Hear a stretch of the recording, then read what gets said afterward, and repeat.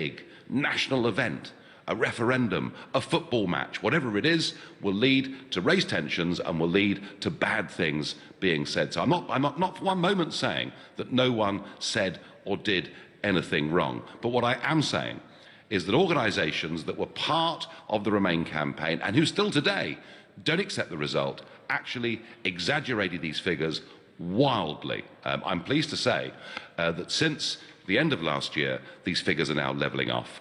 But did the referendum, did it spike this massive rise in hatred out there, or was it greatly exaggerated? And I want you to give me your answers to that, and perhaps your own experiences, particularly, you know, if you are somebody who lives in this country and you're from Eastern Europe or whatever it may be, you know, did things get nasty? Has it settled down now? Let me know. Call me on 0345 6060 973, text me on 84850, tweet at LBC using the hashtag Farage and LBC, and you can watch us live on LBC's Facebook page from Strasbourg. And our first caller is Holly from Thamesmead. Holly, good evening. Hello. Do you think the spike in hate crime following the referendum was genuine? I think there probably was a spike, but I do think it's probably been exaggerated because I think police and that was under pressure to kind of what are we doing with backlash. And I heard earlier on your show, I didn't realise that because I'm not au fait with computers, unfortunately, that you could actually just report online and that's accepted as a hate crime with no investigation. So I don't think that's a fair and accurate way to do that, because if they're just going to accept people's word, I might as well ring up to that tonight and say, well, I've been burgled and hope I'll get an insurance payout. You know, it's absolutely crazy. Holly, I think you've actually... words. I think you've hit the nail on the head. I'll tell you a real irony, Holly, about all of this.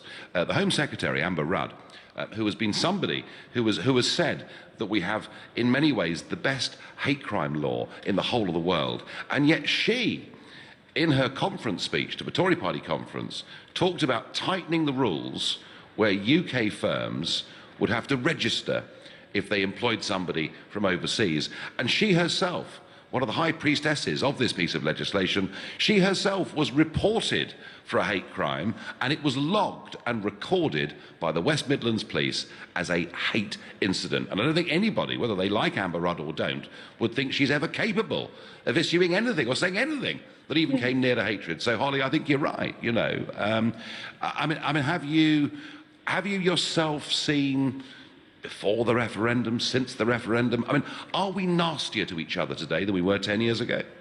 I think we probably are, but I don't think it's necessarily hate crime. I mean, I'll be truthful, Nigel, I voted to leave, and I did vote primarily on immigration and services. I live in an area that has been saturated with immigration, both EU and non-EU, and it has affected local services, and I don't think there's any doubt about that.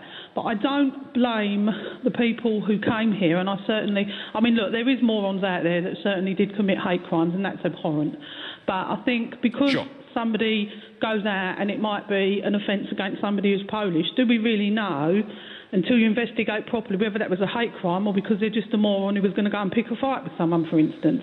So that's a difficult as well, because I feel as well that if I went out and perhaps, and I don't behave like this, but let's just say I did, if I went out and had an altercation with one of my neighbours, say, and I was in the wrong, it is highly likely that one of my neighbours would be an immigrant, and straight away would they think it's a hate crime. So I think there's a lot of grey areas around it. I mean, I have no time for people that, you know, the people here, I strongly believe the people that are here legally should be able to remain here, particularly, you know, because they have got lives and built up and got jobs and whatever. And I do believe they should be allowed to stay. I think that's an abhorrent idea to sort of like say, well, you know, you can go back, we've left the EU. That's absolutely ridiculous, actually, non-workable. But Holly, none of us, not one person who was involved in the Leave campaign suggested that. Not one person involved with the Leave campaign said that the motivation was leaving was our dislike of other people. What we said was we should run our own country, control our own borders, and we can't go on with annual net migration of 1/3 of a million a year. Holly, that's why you voted Leave. You didn't do it because you hated people, did you? No, of course I didn't, because, I mean, the thing is, I take people at face value, and to be honest with you, with the European migrants, until I hear them, and this stands a bit, but a lot of them do still speak in their own language. You know, if I get on a bus, until I hear them speaking, I don't know where they're from, you know. So you can't, I don't hate any human being because of where they're from or their race. I judge people on what they're like. I think you are representative. I genuinely believe you are representative of virtually all people who voted to leave, and I thank you very much for your call and your insight. And Holly makes the point. If she has an altercation with a neighbour who happens to be from somewhere else in the world, living in Thamesmead, does that make her, you know, guilty of a hate crime? It's a very, very powerful, strong point. John, in Norwich, do you think there was a spike in hate crimes, or was it exaggerated? I think it was completely exaggerated. I think the feeling of the people is the same now as it always was before. I don't think anybody's attitudes have changed at all. But there is no hatred towards EU members and everything else and migrants that come here. We chose to do this because we wanted to do this on exactly what you said before. Yes, and yet, John, you know, it was basically said that those of us that had campaigned for leave had stirred up hatred in the hearts of the British people. That's what they said. Yeah, but it's completely wrong. We didn't stir up any hatred. There was no hatred there to start with. It was just a pure indication of England taking back England. And we wanted to control our borders, and we wanted to control more of what we had. And that's what we should do. And that's what it's about. It's not about this. And people saying that there's more hate crime now and this and the other, it's just people who want to stall, who want to cause aggro. We just want to get this done. And let's get it isn't it, John, actually, isn't it really that the fanatical Remainers actually want to cast aspersions onto the Leave campaign? They want us all to feel remorseful as a nation for what we've done and perhaps change our minds. Isn't that what it's really all about? In a way, they want a war. We don't want a war. No, we don't. We're not asking for that. We're not asking for that. What we want is just to take back control of our borders, take back control of our country. Absolutely. Absolutely. And there's nothing wrong with that. There is nothing at all wrong with that. In fact, John, what we want to do is be like 200 countries in the world, because that's what they do. They run their own countries, they make their own laws, they control their own borders. They don't do it because they hate other people, they do it because it's normal. That's what proper countries do. John, I thank you. And I'm going to pick up on John's point about exaggeration. There's an organisation called Hope Not Hate. It's a charity that says it combats extremism. And they published a report at the end of November last year showing a mass outbreak of online hate speech following the death of Jo Cox.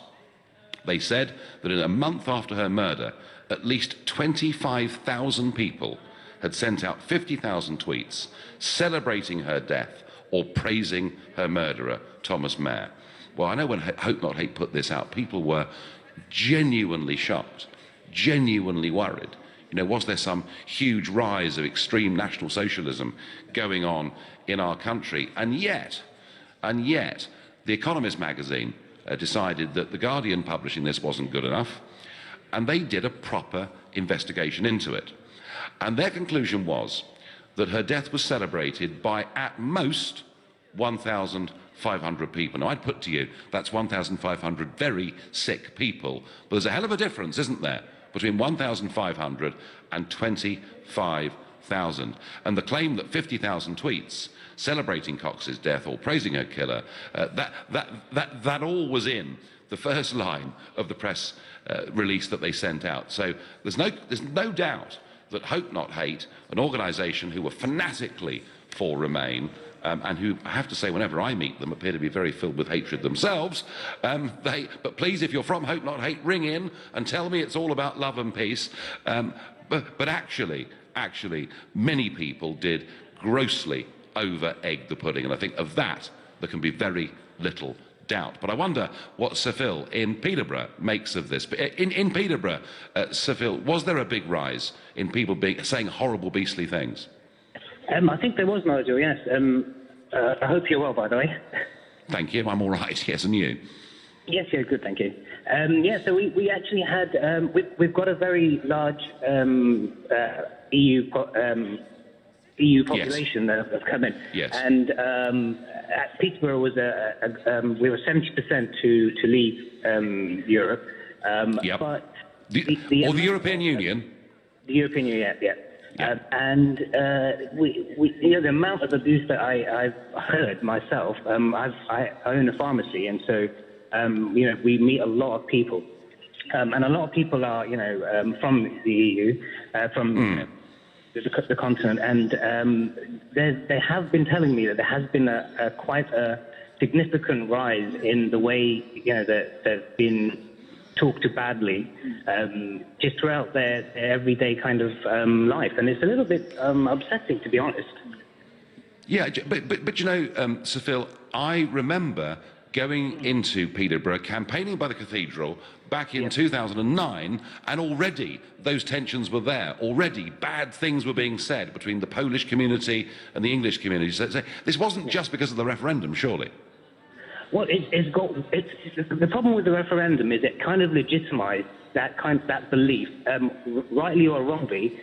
People have taken that as as a cue that they are allowed to express this sort of hatred towards them, and it's just not on. And to be honest, okay. Well, Sir Phil, I take your point. I pick it up.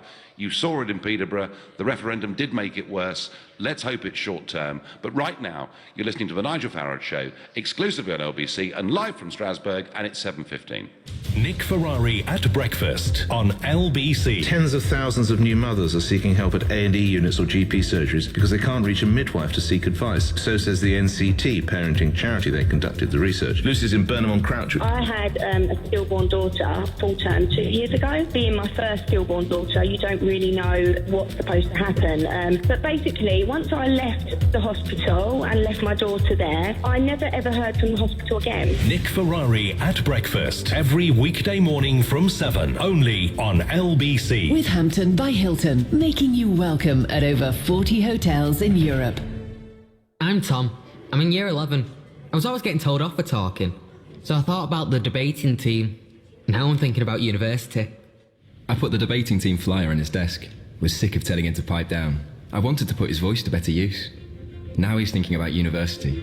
I teach year 11. I'm Mr. Corbett. Apply now and you could get a £25,000 tax-free training bursary to teach subjects like maths and languages. Search Get Into Teaching. Subject to eligibility. Selected subjects only. You know where you should go this spring? Legoland. It's a great day out, and with 2 tickets for £10 from the Times, you could save up to £80. There's still time to collect the codes you need. Don't miss it. Only in the Times today. £1.50 booking fee. Input codes online. Conditions apply. Let's be anything but beige, because right now at Wickes there's 3 for 2 on absolutely all paint. That's all brands, all types, all colours, all the way up to the 21st of February. Wickes, let's do it right. Head, shoulders, knees and toes, knees and toes. Head, shoulders, knees and toes, knees and toes, and eyes and mouth and nose. Head, shoulders, knees and toes, knees and toes. You already get your eyes and teeth checked. Why leave out your ears? They're just as important. So, if you've noticed a change in your hearing recently, come and see how well you're hearing for free at Boots. Boots, let's feel good. 1 free hearing check per year, over 18s only. Whether your business is carpentry, catering, or dog grooming, in an ever-changing economy, HSBC could help your business grow. Last year, we approved 91% of business lending for startups and businesses switching to us. For an indication of loan eligibility in just 2 minutes, search HSBC Business Lending. Approval rate based on lending approvals up to £30,000 in 2016. Subject to credit status. Results of business lending eligibility checker indicative only. T's and C's apply. See website.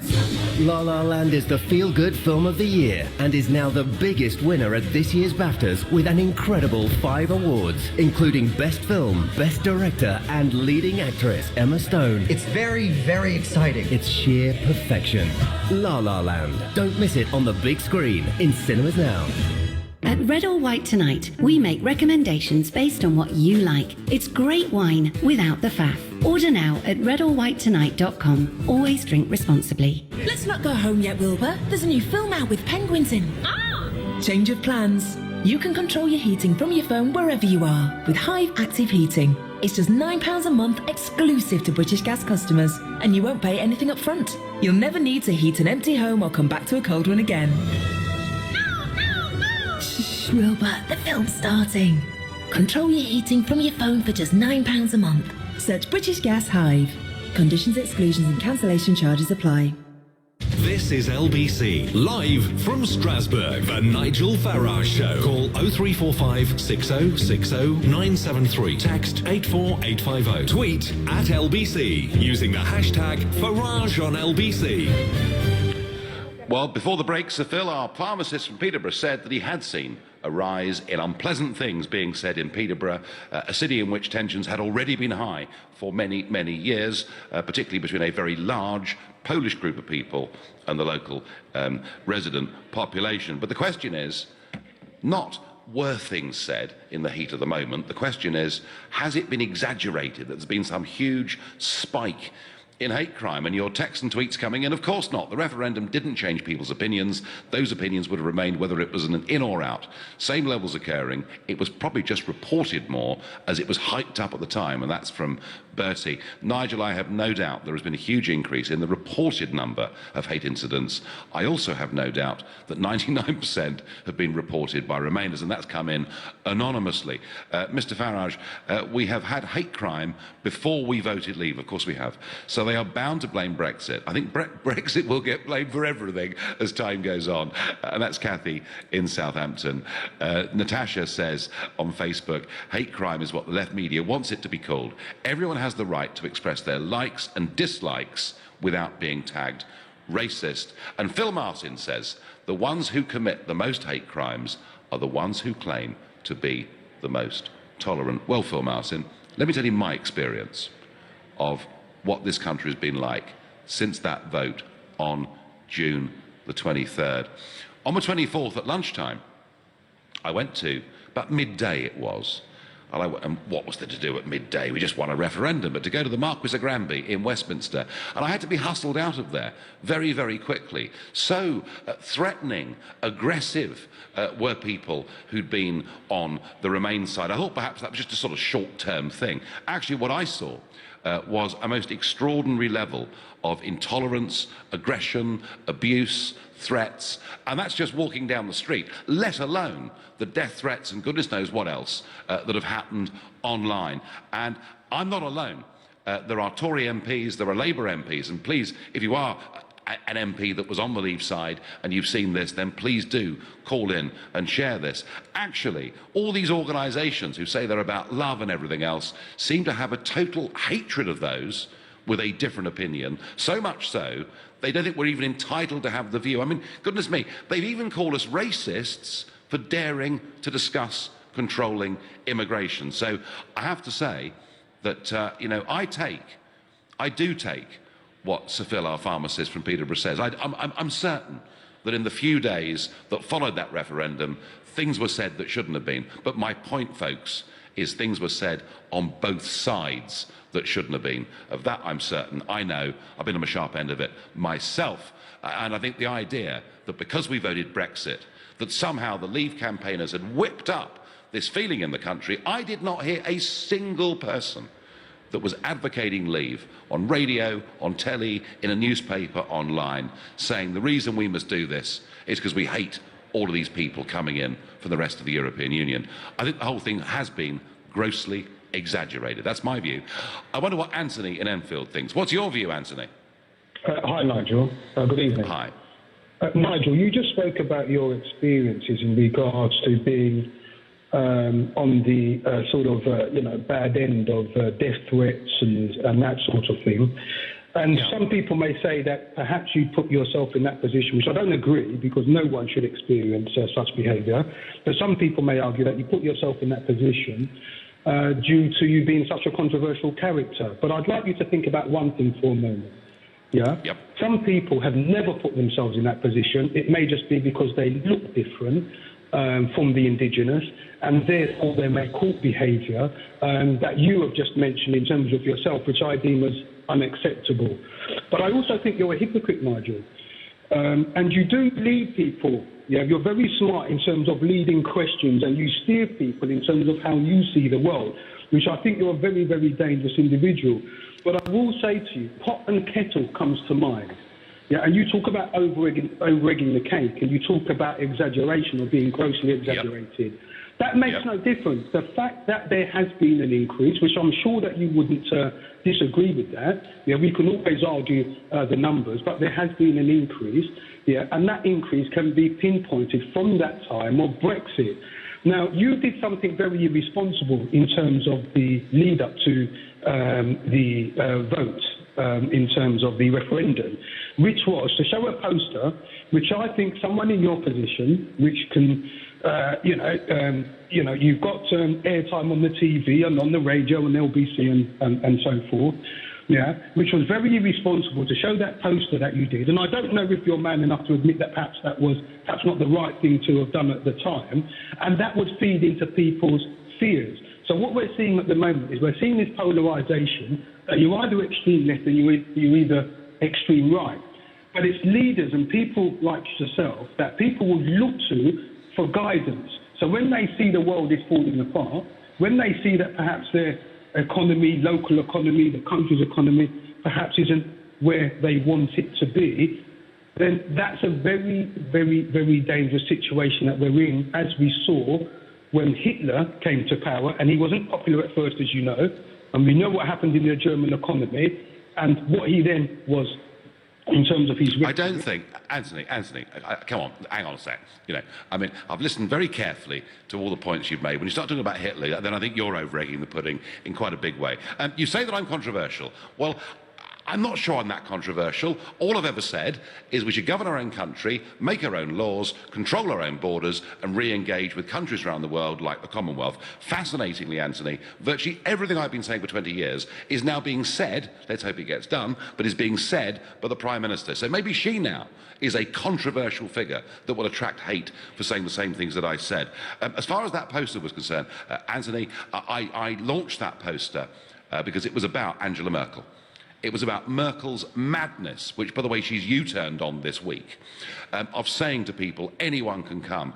And those people weren't refugees, Anthony. They were young males. They were economic migrants rushing to get into Europe because of what Merkel said. And what the poster said was, the EU has failed us all. I can't apologise for the truth. Absolutely not. But what I do think is that tensions were high on both sides. And, Anthony, I take your point. And, by the way, I'm conceding that bad things were said post the referendum. I think bad things were said on both sides post the referendum. Do you know, when England played Germany at football, people in pubs sing 2 World Wars and 1 World Cup. That's pretty insulting, isn't it? Major national events do lead to this. But do you honestly, Anthony,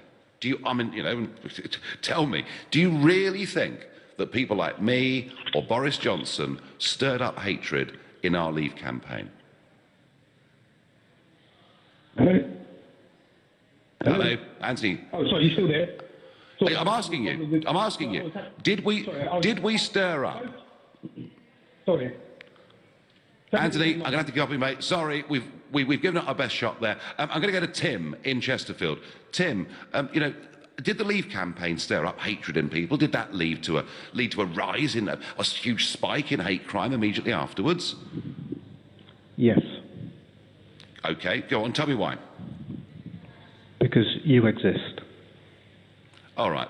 Well, we've really, really hit the peaks here, haven't we? So we'll move on to Webby in Stockport. Webby, what's your experience in Stockport? What was it like in Stockport after the referendum result? Hi, Nigel. To be honest, the hate crime and racism has always existed in this country, even before the referendum. However, since it has increased, I think it has gave them, as the other guy was saying, is like something. It has like give them a freedom to be more racist and more hating other races, other communities. I myself experienced my car being vandalized 3 times. Yeah. Without talking about there was abuse messages on Facebook and social media. So I believe it has massively increased. And the bigger question is, what is the government doing about it? And what the police are doing about it? Well, maybe the good news is that even if that, and look, no one doubts there was an increase, but I'm making the point very strongly in this part of the programme that actually Leave campaigners received the most and continue to receive the most extraordinary abuse. The good news, Webby, of course, is the police do say those figures are now tailing off, so maybe that's a good thing. But I would just say this to you. You said that, you know, there'd been a lot of hatred and racism in this country way before the referendum had even been called. And that's undoubtedly true. But let me tell you this, after my experience of 19 years working in Europe itself, I think that we have always been and continue to be the most tolerant country in Europe. And last night on the show, Webby, I talked about this big Chatham House poll, talking about attitudes towards immigration.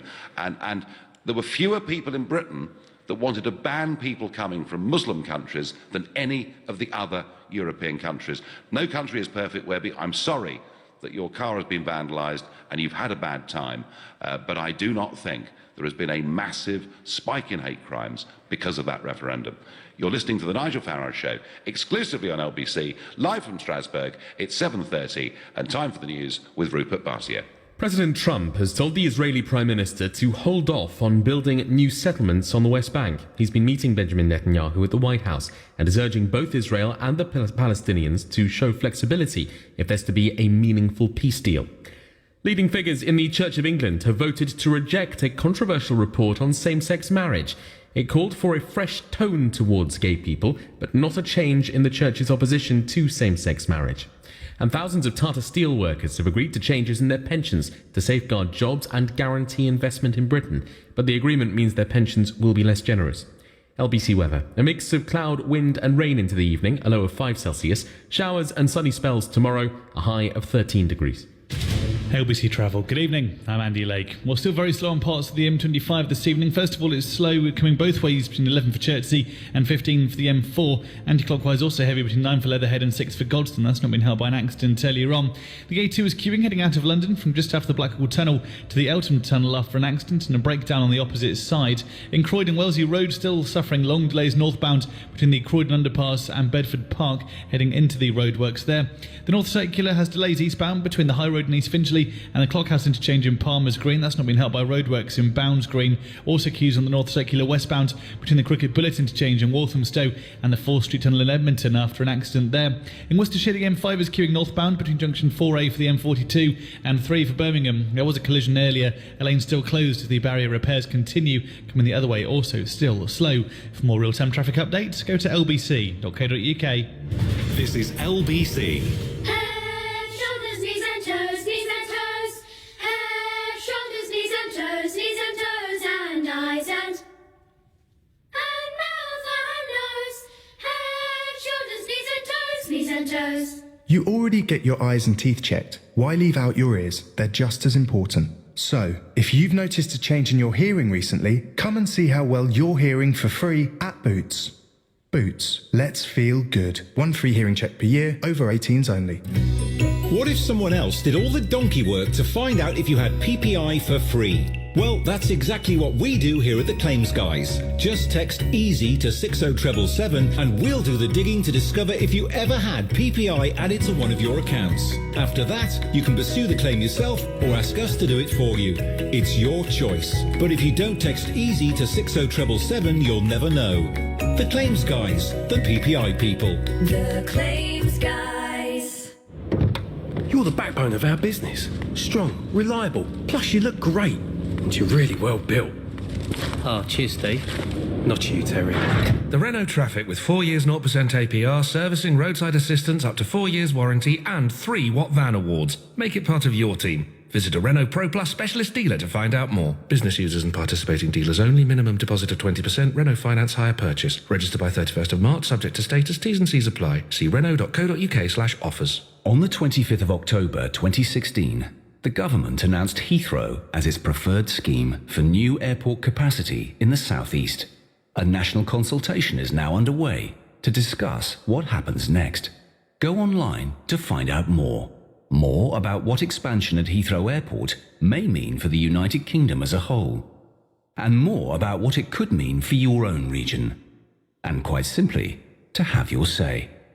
Search Heathrow Airport expansion. BT's 10-day Champions sale is still on. Get half-price BT Sport for 12 months with BT Broadband. So you won't have to miss Bayern Arsenal tonight in the UEFA Champions League yet again, Man United and Spurs in the UEFA Europa League tomorrow, and United and Chelsea in the Emirates FA Cup this weekend. Don't miss a second of the action. Sign up at bt.com/sale before midnight 23rd of February. Price and content may change. New BT Sport customers 12-month term. Requires new BT Broadband contract and ongoing renewal. Currently £7.50 a month from month 13. Pay direct debits, exclusions and terms apply.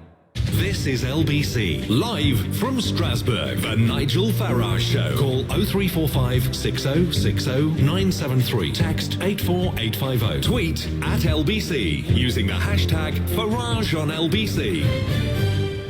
We're asking ourselves, was this so-called massive surge in hate crime following the Leave vote in the referendum exaggerated, and views coming in on both sides? But one quick stop press. So the European Commission today have issued a report saying it's going to be too complicated, too tricky, too difficult to disengage the United Kingdom from the common fisheries policy. It's too complex.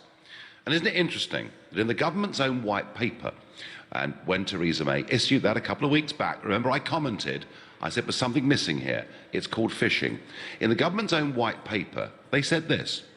In 2015, EU vessels caught 683,000 tonnes of fish in UK waters.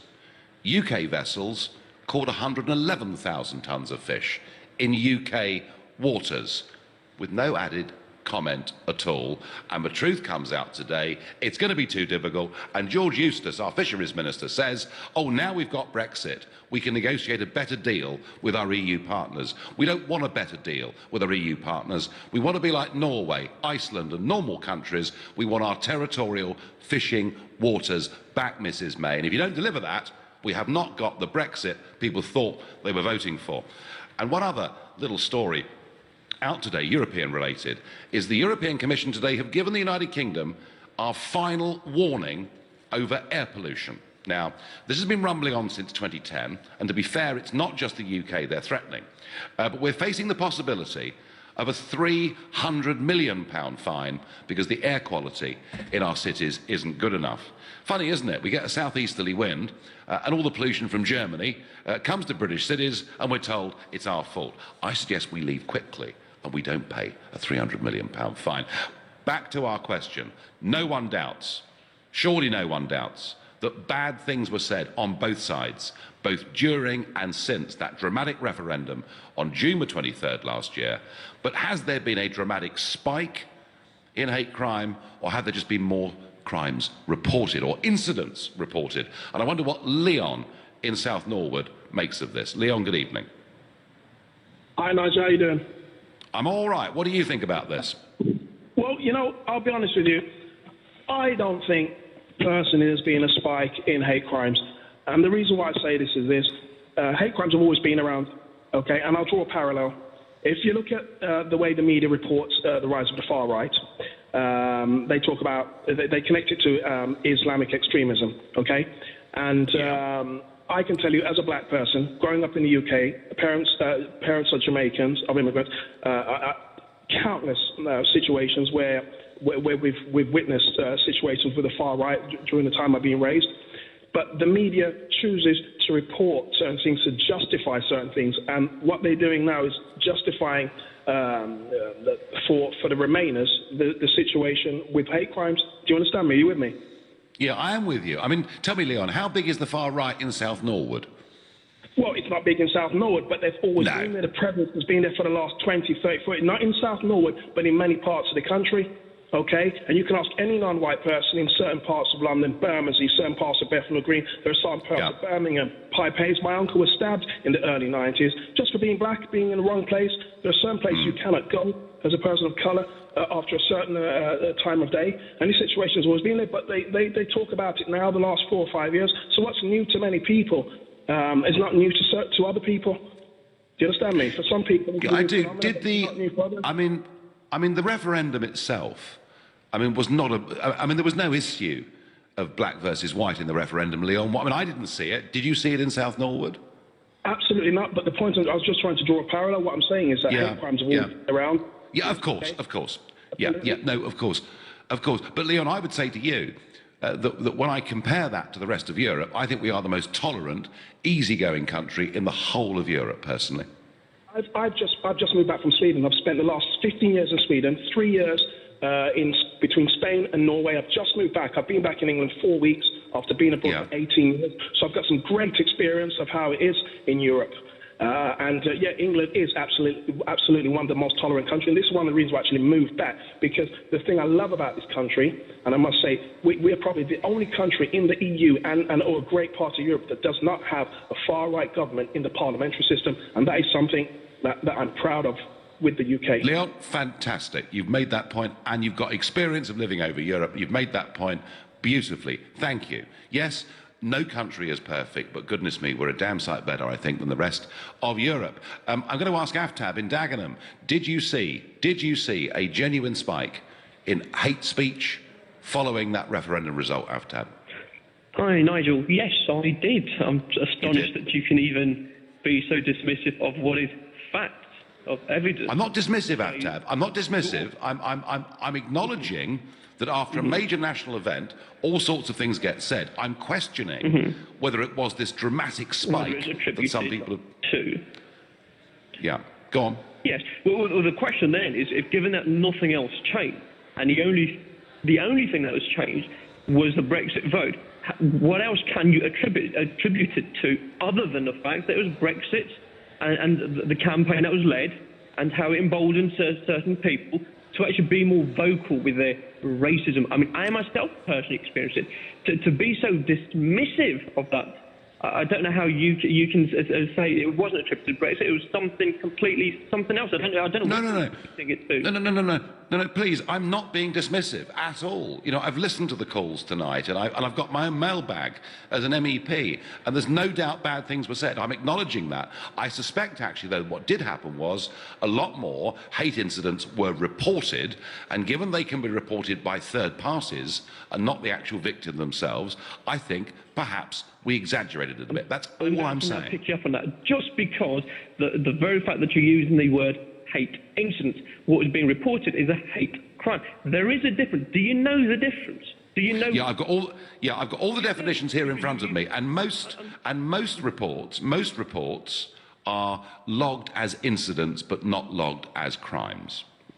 Very good. And yet the Press Association reporting a 50% increase in hate crime, not incident, but a hate crime, which means a crime was committed, which therefore begs the question, if it wasn't Brexit, which emboldened racists or whoever you wish to attribute it to, what was the actual driving factor that we saw this increase? This is simple statistics that is being discussed here, and I'll leave it for you to answer, to explain that.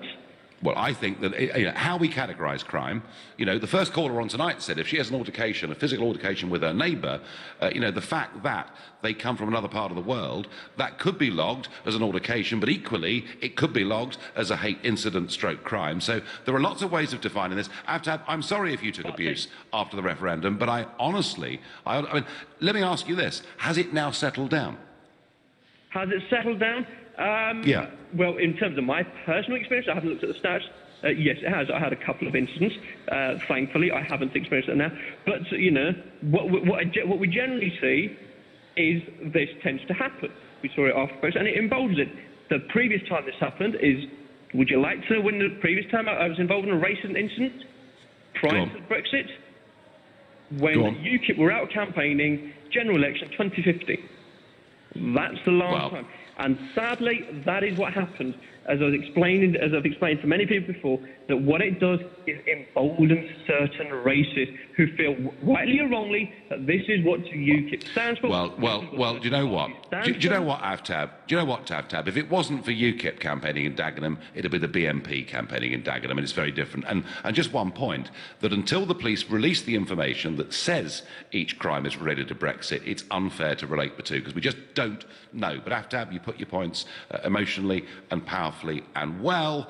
And yes, it's interesting, isn't it? Actually, one of the reasons UKIP's taken this abuse is because the BNP have literally just disappeared up their own fundament. Your Facebook messages. Peter Howan says, maybe successive governments are at fault for the state of UK public services. Do you seriously believe it's all due to the immigrants? Get real. Well, Peter, whether we talk about public services or housing, the fact is our population is rising by 500,000 people every single year. Ben Atherton says on Facebook, the lefty Liberals have had it their own way for far too long. Now they are fighting back and they are becoming violent. Well, they're certainly becoming quite aggressive, Ben. Texan tweets, the media operate dual standards. When a foreigner is attacked, it's a hate crime. When a foreigner attacks and even murders, it is not. Dear Nigel, regardless of a spike on hate crime, either way, how much responsibility do you believe public figures should have on either side for the levels of hate crime in the UK today? Joshua in Bournemouth. Joshua, that is a really brilliant question, and I'm going to come back to that in a moment. But right now, you're listening to Nigel Farage, live from here in Strasbourg. The time is 7:45. Coming up at 8 on LBC, Clive Bull. Hate crimes, abuse and name-calling. Do you think the EU referendum has made Britain an angrier, more divided country? Clive Bull on LBC.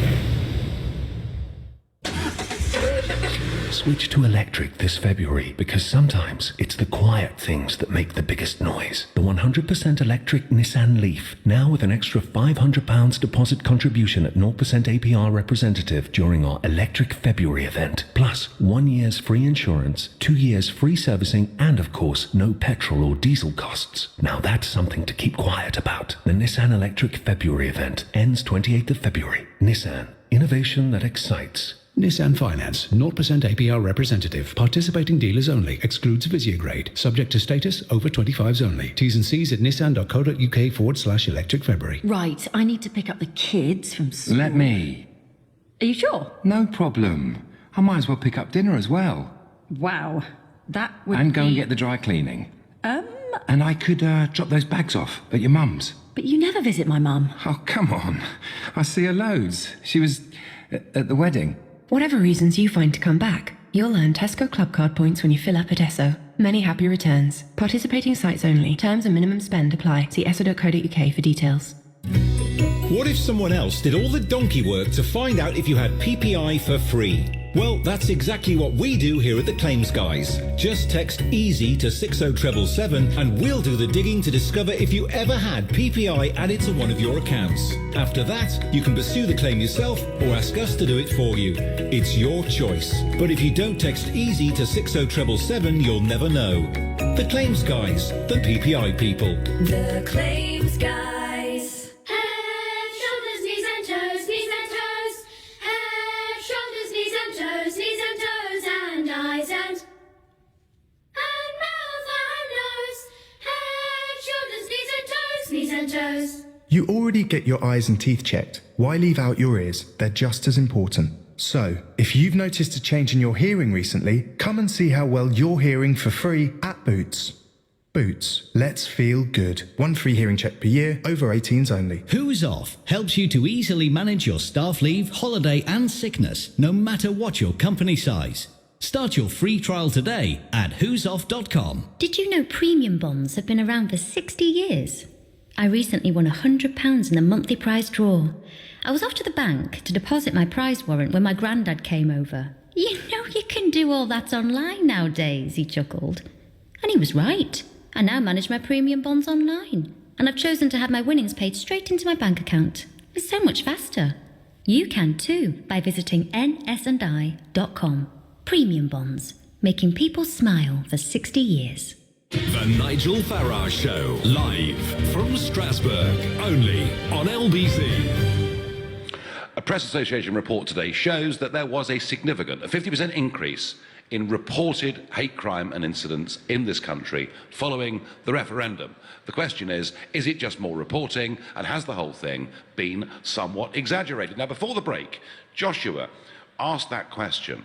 He said, how much responsibility do politicians on both sides of the argument have for an increase in hate crime? Well, Joshua, the answer is, of course, they have responsibility. I have been called sexist, homophobe, Little Englander, hater. I mean, there is no term of abuse that has not been thrown at me by politicians on the other side over the last 15 to 20 years. And yeah, I've said one or two pretty sharp things back, but nothing ever in line with that. And I would just say this to you, Joshua, that people may not have liked some of the realities, some of the facts and figures, some of the images that were used by the Leave campaign. But at no point did anybody in the Leave campaign ever incite anyone to be nasty to people on the basis of where they came from. In fact, quite the opposite. You know, we made the point that if we had back proper border controls, then race relations, which are, by the way, the best in Britain, far better in Britain than the rest of Europe, would improve further still. So, Joshua, politicians do bear responsibility, but I genuinely do not think the Leave campaign opened the door to any of this. Now, interestingly, the one county that saw the biggest increase in reported hate crime was that of Dorset. And our next caller is Edward in Lyme Regis. What is going on, Edward, in Lyme Regis? Hi there. Well, I don't think there's a spike at all. I think there's just been a lot more sensitivity, basically. Yeah. I think that I think people always divide. People naturally divide. That's why you have places like Chinatown and things like that, and in big cities. And in difficult times, people naturally split up a bit more, and that is basically it's human nature. So you have to have one culture. You cannot mollycoddle to everybody, sort of thing. If you sort of say, I'm getting a bit lost here, but. Well, passions, Edward, were raised by the referendum and all sorts of things. And certainly, June the 24th, I've never seen the country so polar, in a sense. There were people cheering and there were people crying. And it was a very, very big moment. In many ways, general elections are a bit like that, aren't they? You think about it. Just look at what gets said. Campaigning on the streets between activists in the Labour Party, the Lib Dems, the Tories, UKIP, whoever it is. So passions do get raised by these events. But no, Dorset, you are the #1 part of this country, Edward, for a huge 100% spike in Dorset. Complete rubbish. It is complete rubbish. Edward, So, yeah. I thank you and enjoy the beautiful Lyme Regis. Your Facebook messages, texts and tweets, do we need to get bogged down in the technicalities of this debate? Or should we recognise that the referendum led to a vast increase in hostilities towards migrants from both inside and outside of the EU? Well, Sam, it also led to a vast increase in hostility against Leave campaigners. The Remainers expressed open hatred for those who voted Leave. Well, I've certainly experienced that. A great one here. In denial again, Nigel. Amazing how some folk deny statistics and evidence. Also, remember Joe Cox's murder. Deny and ignore all you like. UKIP has contributed to the rise in hate crime. Well, do you know what? You're absolutely right. I shouldn't have bothered. I should have just let Nick Griffin and the BNP do it all. Wouldn't that be great? Wouldn't you be happy? And my last text here for the moment. There's no way that the Leave campaign stirred up hatred. That's just a load of absolute nonsense. Anger in our society long predates the referendum. You're right about that, Nigel. And that's Alan in London. And I've got Hassan in Southgate. Hassan, how did the referendum impact you there in Southgate? There has been impact in Southgate. I'm not going to deny it, but I'm not going to sit here and sort of over-exaggerate it and make out like Southgate has changed detrimentally and I'm no longer happy there. I am British born. Yes. I am also a Remain voter, but I am also of Turkish Cypriot origin. So I do have an obvious Mediterranean look about me. Now, I'm not going to deny it as well. I have faced, let's say, comments that I wouldn't have, I wouldn't necessarily like to make myself about other cultures. Off-the-cuff jokes that have become normalised, such as, we've voted Leave now, when are you leaving? Yep. I'm sure. No, I'm sure that's going on. Yeah. Now, that is going on, and they are... Is it? But Hassan, is it being... Hassan, just tell me, is that being done with malice, or is it being done in genuine, friendly, jocular jest? Well, this is what I was going to say. I mean, that it depends on who it's coming from. There's been incidents where I've quite knowingly known that the person has said it with no malice at all, and it's just become a general joke. It's something that's going on. It's in the media at the moment. Everybody has a bit of a joke about it. But on the other hand, there are some people who, when they say it, you can see that they mean it, and to the core have, you know, a racist or not necessarily racist, but hatred at least, you know, deep within them. Now, I'm not going to deny, you've been making the comments a lot throughout the show this evening.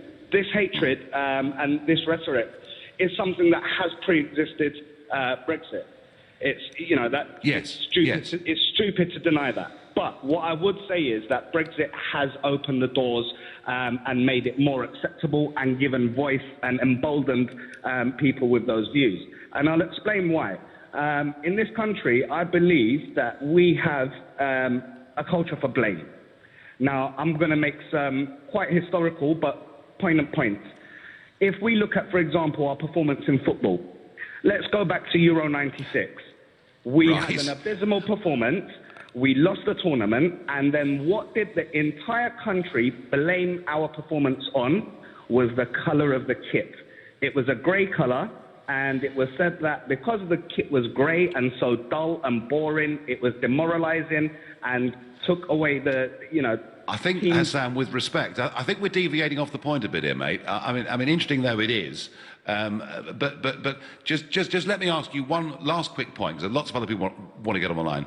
You know, you said you saw what you saw after the referendum. Do you think we're now back to normality? When not back to normality, I think times have changed. I don't think we'll ever go back to what we knew Britain to be before. I don't think things will ever be the same. And I do think that, you know, what people are complaining about, racist acts and so on, they have increased. It is directly linked to Brexit. And I think a lot of it is because we have a blame culture in this country. You've opened the doors by saying, look, the problem is immigration. The problem is we have no control on our borders and so on. And therefore, you've given a reason. You've pointed the finger. I think, Hassan, to be honest, for the 20 years before that, you weren't even allowed to discuss it. So the fact we did discuss it did raise passions. I thank you for your call. Mr. Farage, you appear to be a one-trick pony. Have you any policy ideas to make Britain great again, apart from divide and conquer? Peter in Glasgow. Yes, Peter, I really, really do. Let's re-engage with the rest of the world. Let's govern ourselves. Let's be confident.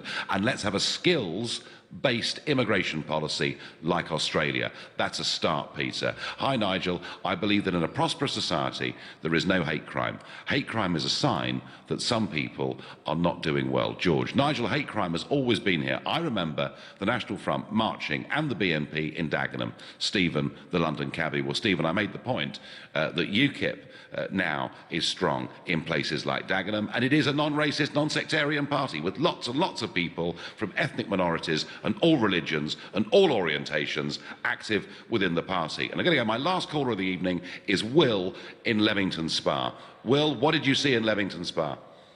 Oh, hi Nigel, it's good to be on.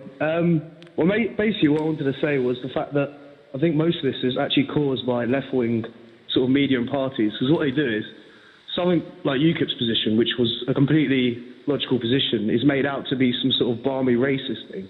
So then all these racists that are, let's say 0.1% of the population, then go, oh, 15% of people agree with me. So they then get a sort of certified view, while at the same time everyone else is in hysteria because they think 15% of the population is agreeing with some sort of racist sort of crackpot view, when in reality it's just the fact that there's such a bias representation of what the viewpoints actually are. That everyone thinks, I think, Will, and you can see the same with Trump in America. Is that right? I think you're right, Will, because actually I have been through years of being the only person saying we should have an Australian-style point system. Myself and my UKIP colleagues, mercifully in the referendum, others joined us. Will, thank you.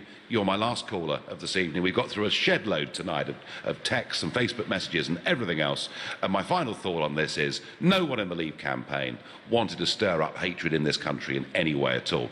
Those of you out there that did use the excuse of Brexit to be pretty beastly and horrid and abusive and racist to your neighbours and friends, well, stop it. Shut up. Go home and lock the door. We don't want to see you again. Our country is a great tolerant country, the most tolerant country in the whole of Europe. There was an increase in nastiness after that referendum. There was not a surge in hate crime. We're getting back to normal, I'm pleased to say. You've been listening to The Nigel Farage Show here on LBC, live from Strasbourg. I'm back tomorrow evening at 7 o'clock in London. Coming up at 10, it's Ian Collins. But up next, it's Clive Bull. Nigel.